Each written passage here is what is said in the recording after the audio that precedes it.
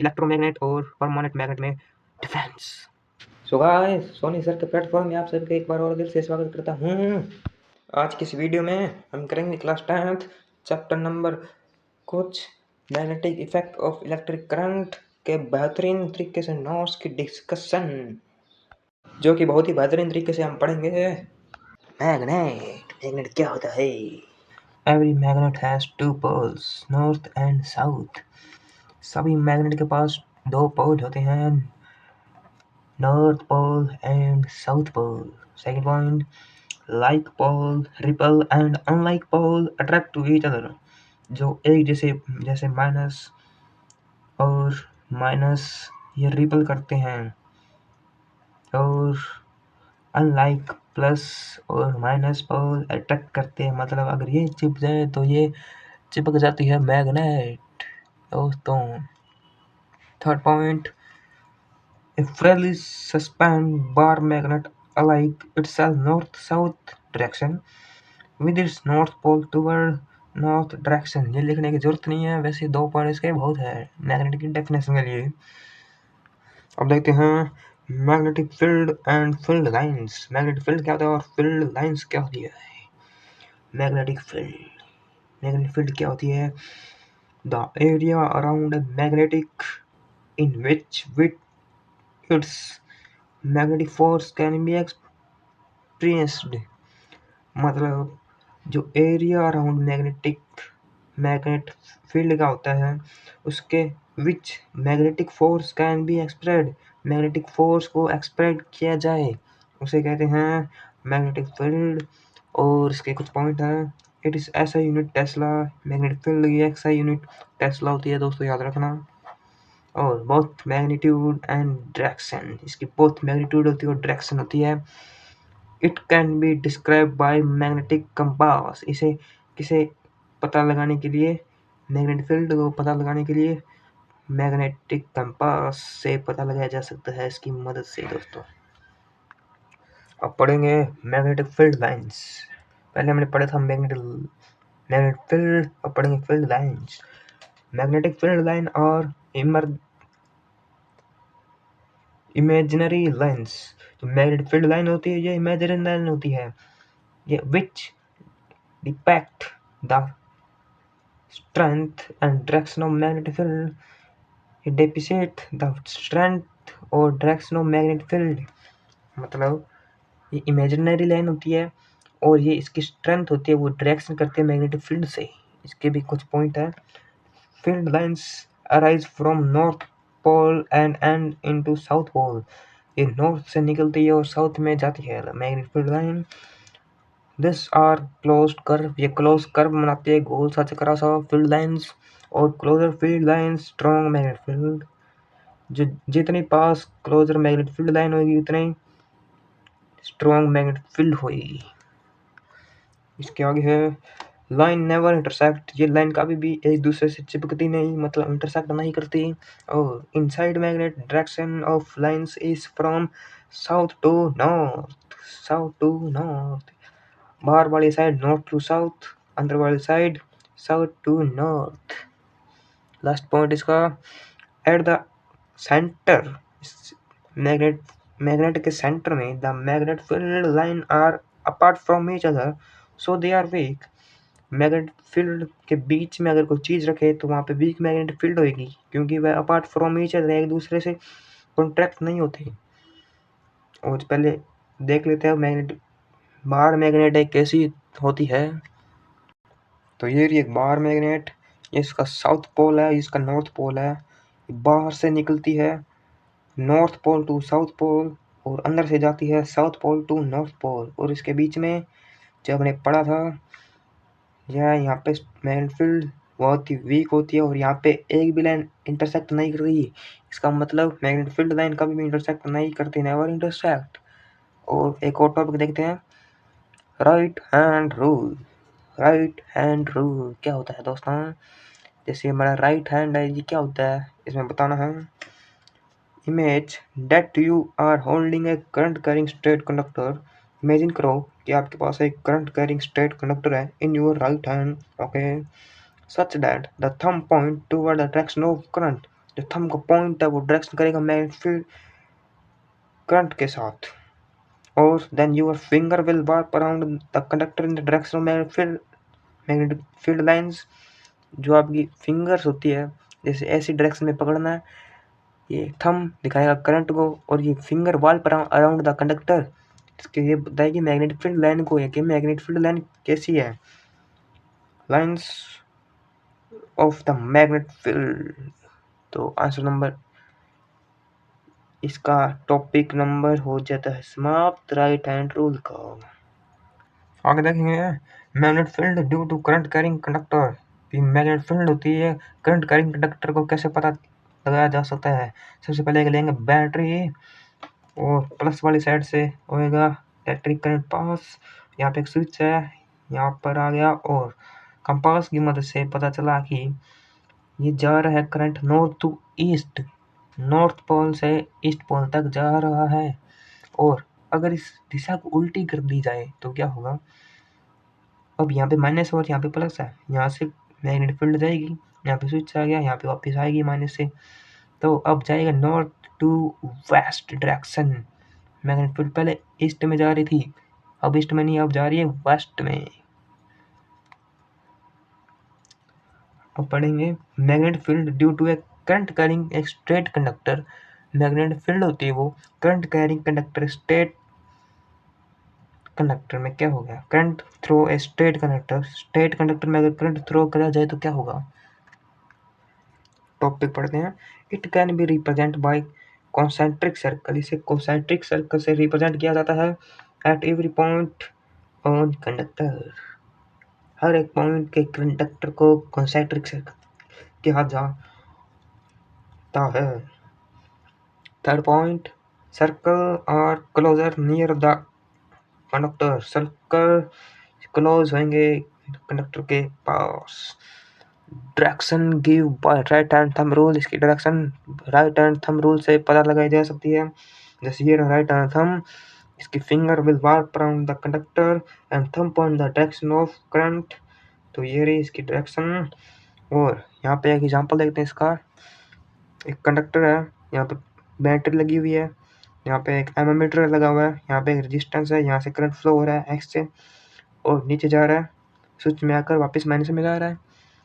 और ये रहा एक हमारा कार्डबोर्ड, इसके ऊपर आयरन की फीलिंग है, कुछ करंट इसके अंदर से पास जाएगा, तो ये कॉन्सेंट्रिक सर्कल बनाएगा।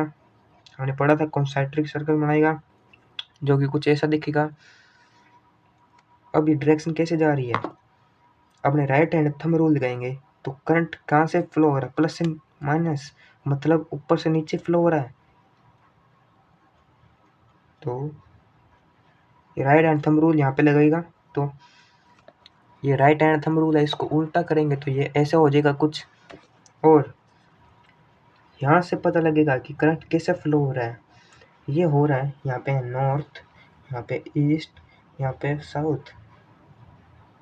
तो ये करंट फ्लो हो रहा है नॉर्थ टू ईस्ट। पहली वाली कंडीशन में हमने देखा था करंट कैरिंग कंडक्टर, और यहाँ पे स्ट्रेट कंडक्टर में, इसलिए नॉर्थ टू ईस्ट डायरेक्शन में जाएगा। अब पढ़ेंगे magnetic field due to current through a circle loop. अगर सर्कुलर लूप के अंदर करंट कैरिंग कंडक्टर को पास किया जाए तो क्या होगा। It can be represent by concentric circle at every point, यह मैंने ऊपर पढ़ चुका था। और second point, circle become large and large as we more away. अगर सर्कल बड़ा होता जाएगा अगर हम उसे दूर ले जाएं तो। आगे देखते हैं, the direction of magnetic field inside the loop is same. जो मैग्नेटिक फील्ड की डायरेक्शन है लूप के अंदर वह सेम रहती है। जैसे ये सर्कुलर लूप है, रेड कलर से माइनस और प्लस, यहाँ से करंट फ्लो करा जाएगा, ऊपर तक जाएगा और नीचे तक जाएगा। तो ये है कुछ, जैसे इनसाइड हमने पढ़ा था करंट की मैग्नेटिक, ये बार मैग्नेट है, यहाँ पे नॉर्थ पॉइंट है, यहाँ पे साउथ पोल है, बार साइड से नॉर्थ टू साउथ जाता है, पढ़ा था। और इनसाइड कैसे जाता है, south to north, south to north. तो यहाँ पे ये रहा साउथ और ये रहा नॉर्थ, तो इसके अंदर से जाएगा ना inside, south to north, south to north, south to north. और नीचे से भी south to north, south to north to north. तो ये है पूरा सर्कुलर लूप जो आपको बेहतरीन तरीके से समझ आ गया होगा, उम्मीद करता हूँ। आगे पढ़ेंगे factor of acting magnetic field of circular loop. जो फैक्टर क्या होते हैं मैग्नेटिक फील्ड के सर्कुलर लूप के? मैग्नेटिक फील्ड है ये प्रोपोर्शनल, डायरेक्टली प्रोपोर्शनल होता है करंट के, और मैग्नेटिक फील्ड है ये डायरेक्टली प्रोपोर्शनल होता है number of turns of the coils, और मैग्नेटिक फील्ड इनवर्सली प्रोपोर्शनल होता है डिस्टेंस ऑफ कंडक्टर। मतलब जितनी मैग्नेटिक फील्ड बढ़ेगी उतना ही करंट बढ़ेगा, जितनी मैग्नेटिक फील्ड बढ़ेगी उतना ही उसकी जो कोयल जो मैग्नेटिक लाइंस होती है कोइल्स उतनी वही बढ़ेगी, और जितनी मैग्नेटिक फील्ड बढ़ेगी और डिस्टेंस ऑफ कंडक्टर उतना ही घटेगी। सेकंड टॉपिक देखते हैं अपना सोलेनोइड। सोलेनोइड क्या होता है? तो अगर आपको पता है तो बताइए, नहीं पता तो मैं बताता हूँ। ए coils of many circular tons of insulator copper wire warped close in a circular form is called solenoid। मतलब एक कोयल लेना है, उसके मैनी सर्कुलर टर्न्स है इंसुलेटेड कॉपर वायर, उसके ऊपर कॉपर वायर को गोल गोल घुमाया जाता है, और closely warp closely in A cylindrical form के अंदर उसे गोल गोल घुमाया जाता है कॉपर वायर को कोयल की फॉर्म में, उसे सोलेनोइड कहा जाता है। इसका एग्जांपल भी देख लेते हैं, मतलब इसका डायग्राम। तो ये है हमारा सोलेनोइड। यहाँ पे कंडक्टर है, प्लस और माइनस, प्लस से करंट आ रहा है और माइनस में जा रहा है। ये रहा सर्कुलर लूप, मतलब इसके coils of many circular turns insulated copper wire, इसके ऊपर कॉपर वायर से एक सर्कुलर कोयल बनाया गया है इन सिलेंड्रिकल फॉर्म। और देखते हैं साउथ के यहाँ पे, साउथ ये रहा और नॉर्थ ये रहा। करंट अंदर से जाएगा साउथ टू नॉर्थ, यहाँ से चला गया, यहाँ से चला गया, और बाहर से जाएगा नॉर्थ टू साउथ, नॉर्थ से साउथ जाएगा, और यहाँ पे एक है स्विच। तो इसका डायग्राम इतना सही है, फिगर है ये फिगर। और इसके पॉइंट देखते हैं। Magnetic field of solenoid is similar to that the bar magnet. जो बार मैग्नेट होती है और सोलेनोइड सिमिलर होते हैं। Magnetic field is uniform inside the solenoid. Magnetic field होती है वह इसके अंदर यूनिफॉर्म रहती है। सोलेनोइड के अंदर मैग्नेटिक फील्ड यूनिफॉर्म रहती है, और direction of field lines in solenoid, solenoid के अंदर डायरेक्शन कैसी होती है? कोई बार मैग्नेट जैसे outside north to south, inside south to north. तो इलेक्ट्रोमैग्नेट क्या होती है दोस्तों, समझा देता हूँ। A strong magnetic field produced inside solenoid can be used to magnetize a piece of magnetic material like soft iron. When placed inside the coil, the magnet so formed is called electromagnet। समझ आया नहीं आया मैं समझा देता हूँ। Strong magnet field लेनी है, वो प्रोड्यूस करेगी एक इनसाइड सोलेनोइड, सोलेनोइड के अंदर प्रोड्यूस करेगी, जिसे magnetize a piece of magnetic material like soft iron का यूज लिया जाता है। जब उसे प्लेस करा इनसाइड कोयल के अंदर, जो वहाँ पे मैग्नेट बनेगी उसे कहा जाता है इलेक्ट्रोमैग्नेट। इसको आप 2 बार पढ़ोगे तो याद रह जाएगा। ये एनसीईआरटी लैंग्वेज है फुल, जितने भी करा रहा हूँ आपको। अब देखेंगे इलेक्ट्रोमैग्नेट और परमानेंट मैग्नेट में difference. It is temporary magnet, strength can be varied, और इट इज टेम्पररी मैग्नेट, ये टेम्पररी मैग्नेट होती है। इट इज परमानेंट मैग्नेट, ये परमानेंट मैग्नेट होती है। स्ट्रेंथ कैन बी वेरिड, इसकी स्ट्रेंथ वेरिड की जा सकती है, इसकी स्ट्रेंथ फिक्स्ड होती है। पोलैरिटी कैन बी रिवर्स्ड, इसकी पोलैरिटी रिवर्स की जाती है, और इसकी polarity can not reversed. Generally strong magnet, generally weak magnet. अगला टॉपिक है force on A current carrying conductor in magnetic field के अंदर फोर्स कैरिंग कंडक्टर कैसे होता है? एंड्री मेयर एम्पेयर, ये एक आदमी का नाम है, साइंटिस्ट है ये। 1775 और मृत्यु इसके 1856 में। suggest that the magnet must also exert an equal and opposite force of current carrying conductor। जो इसने बताया था कि मैग्नेट होती है वो equal and opposite force current carrying conductor से की जा सकती है। तो इसका एक और पॉइंट दे दें। The displacement in the conductor is maximum. जो डिस्प्लेसमेंट होती है इसकी जब ज़्यादा हुए, जब जो डायरेक्शन होती है करंट की राइट हैंड थंब रूल में to the direction of magnetic field, जो कि दर्शाता है मैग्नेटिक फील्ड को। Direction of force reversed when current direction changed, current की डायरेक्शन चेंज हो जाती है जब डायरेक्शन फोर्स रिवर्स किए जाए करंट की। और इसका ये रहा force on current carrying conductor in magnetic field, ये रहा इसका डायग्राम। यहाँ पे एक मैग्नेट लेनी है, यहाँ पे एक रोड है, ये कंडक्टर है, प्लस से जाता है माइनस में, तो यहाँ पे एक फोर्स जनरेट होता है, उसे कहते हैं force on A current carrying conductor in magnetic field. अब फ्लेमिंग लेफ्ट हैंड रूल वो क्या होता है, पहले हमने राइट हैंड रूल पढ़ा था, Fleming left hand rule. Four finger point direction of magnet field, four finger होती है वो डायरेक्शन बताती है मैग्नेट फील्ड को, मतलब फोर फिंगर ये रही, first finger of the near by thumb, middle finger in the direction of current को, और thumb will work down direction of force, thumb बताता है फोर्स की डायरेक्शन को, मतलब कुछ ऐसा बनेगा।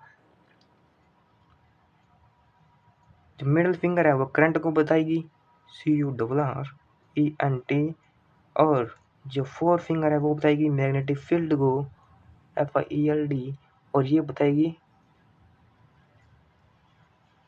फोर्स को, FORCE। तो ये कुछ ऐसा बनेगा।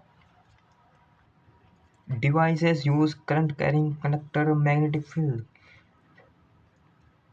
कैसी डिवाइस होती है मैग्नेटिक फील्ड को कंडक्टर में करंट कैरिंग के लिए यूज किया जाता है। इलेक्ट्रिक मोटर को यूज किया जाता है, इलेक्ट्रिक जनरेटर को यूज करा जाता है, लाउड स्पीकर और माइक्रोफोन्स। इसके अंदर ये ऐसे डिवाइस होते हैं, उसके अंदर करंट कैरिंग कंडक्टर का यूज होता है मैग्नेटिक फील्ड के अंदर।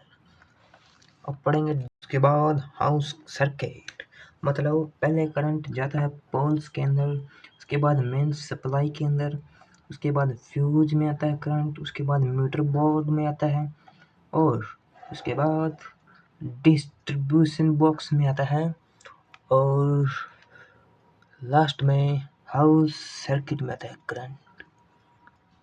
अब देखते हैं वायर्स इन सप्लाई, वायर कौन सी कलर की होती है डोमेस्टिक इलेक्ट्रिक करंट के अंदर, सर्किट के अंदर, red wire, black wire and green wire. Red wire क्या काम करती है, इसका नाम होता है लाइव वायर, ब्लैक वायर का नाम होता है न्यूट्रल वायर, ग्रीन वायर का नाम होता है earth wire. Live wire positive होती है, न्यूट्रल वायर नेगेटिव होती है, अर्थ वायर न्यूट्रल होती है, न्यूट्रल। और इन दोनों का मिला के 220 की वोल्टेज हमारे घर पे आती है। Potential difference in India 220 volt, 220 volt की इलेक्ट्रिक्स बेचती है, मतलब वोल्टेज बेचती है। पोटेंशियल डिफरेंस पढ़ते हैं earth wire, protect us from electric shock in the case of leakage of current, ये प्रोटेक्ट करती है किससे, इलेक्ट्रिक शॉक से। In the case of leakage of current, अगर लीकेज करंट हो जाए, लीकेज हो जाए current, it provide low resistance path, ये लो रेजिस्टेंस पाथ प्रोवाइड कराता है फॉर करंट के लिए। In case of leakage of current, क्या करने के लिए, केस अगर हो जाए करंट का लीकेज हो जाए, तो ये प्रोटेक्ट करता है हमें इलेक्ट्रिक शॉक से जब करंट लीकेज हो जाए, और ये प्रोवाइड करता है लो रेजिस्टेंस पाथ, जिस करंट के लिए लो रेजिस्टेंस मतलब ज़्यादा current, in the case of leakage of current. Answer इतना ही है इसका अर्थ वायर का। अब पढ़ते हैं शॉर्ट सर्किट एंड ओवरलोडिंग में difference. One live wire conduct with neutral wire the resistance become low, अगर लाइव वायर और न्यूट्रल वायर कंडक्ट आपस में मिल जाए और रेजिस्टेंस हो जाए लो, करंट बढ़ जाता है, तो दैट गिव्स ओवरलोडिंग। और जब current draw is more than current carrying capacity of conductor इस रिजल्ट ओवरलोडिंग, जब करंट ड्रॉ करा जाए इस मोर करंट कैरिंग कंडक्टर, जिसकी कैपेसिटी ना हो इतनी, उसकी ज़्यादा करंट को फ्लो करा जाए कंडक्टर के अंदर, और जो निकलेगा रिजल्ट वो आएगा ओवरलोडिंग। लास्ट टॉपिक देखते हैं अपना, सेफ्टी डिवाइसेस क्या होते हैं ओवरलोडिंग से बचने के लिए। इलेक्ट्रिक फ्यूज लगा सकते हैं, अर्थ वायर लगा सकते हैं, हमसे भी मिनिएचर सर्किट ब्रेकर, और the joule heating that take place in the fuse melt it to break the electric circuit। Joule heating joule ने बताया था अगर हीट वहाँ पे हो जहाँ पर फ्यूज मेल्ट हो जाए और जो ब्रेक हो जाए, और यह ब्रेक हो जाता है इलेक्ट्रिक सर्किट के अंदर फ्यूज। तो दोस्तों हमारा चैप्टर मैग्नेट फील्ड ख़त्म हो जाता है यहीं पे। अगर आपको वीडियो अच्छी लगे तो प्लीज़ सब्सक्राइब कर देना। मिलते हैं सेकंड वीडियो में इसके इन टेक्स्ट क्वेश्चन में।